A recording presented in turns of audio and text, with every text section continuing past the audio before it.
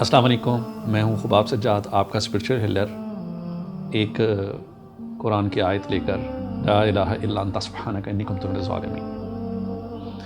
پہلی بات، ہمارے معاشرے میں ایک چیز عجیب طریقے سے پھیلی ہوئی ہے کہ جناب یہ بڑا گرم اسم ہے، جناب جسم کے اندر سے پانی ختم کر دیتا ہے اور اس کو بڑی پاک بازی سے پڑھنا چاہیے، اور اس کو جناب کوئی تو بابا میرے پاس ایسے بھی لوگ آئے ہیں جنہوں بیچاروں کو سردیوں میں انہوں نے دریائے راوی پہ جا کے ٹھنڈا ننگا کر کے کھڑا کر دیا کہ جی یہ بڑا جلالی آیت ہے تو آپ اس کو ایسے نہیں پڑھ سکتے۔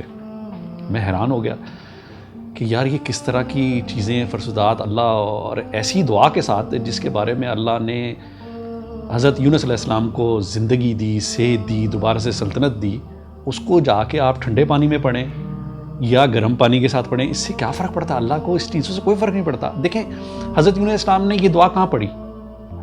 مچھلی کے پیٹ میں پڑھی۔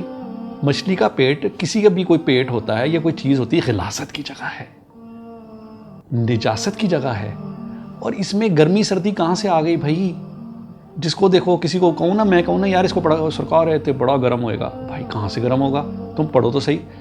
وہ جی میں نے ایک صاحب کو پڑھنے کے لیے دیا، انہوں نے کہا جی میری ماں کہتی ہے ساتھ میں پانی رکھو یا پانی پیتے رہا کرو۔ وہ بھائی کیوں پیتے رہو پانی؟ اور پانی پاس رکھنے کا کہاں پہ حکم ہے؟ یونس علیہ السلام مچھی کے پیٹ میں پڑھ رہے ہیں، لا الہ الا انت سبحانک انی کنت من الظالمین، لا الہ الا انت سبحانک، اور آپ لوگ پانیوں میں جا رہے ہیں۔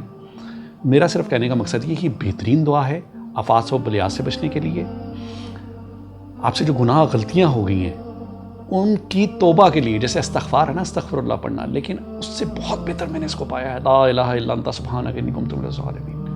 یہ بہترین چیز ہے۔ رمضان آ رہا ہے، رمضان میں اس کا ورد خاص رکھیے۔ اور دوسری بات، یہ مقبول ہوئی ہوئی دعا ہے، اللہ کی بارگاہ میں مقبول ہوئی ہوئی دعا، حضرت یونس علیہ السلام سے، ان کے وسیلے سے ہمیں ملی ہے۔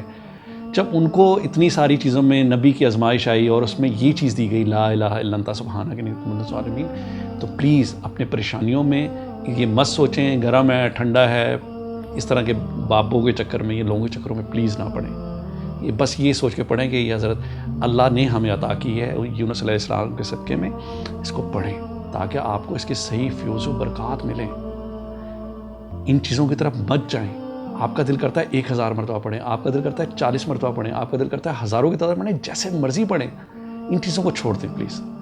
میری یہی ریکویسٹ ہے کہ رمضان میں پڑھیں، چلتے پھرتے پڑھیں، لا الہ الا انت سبحانک انی کنت من الظالمین، پھر اس کے فائدہ آپ پہ خود بخود ظاہر ہوں گے انشاءاللہ۔ السلام علیکم، اللہ حافظ۔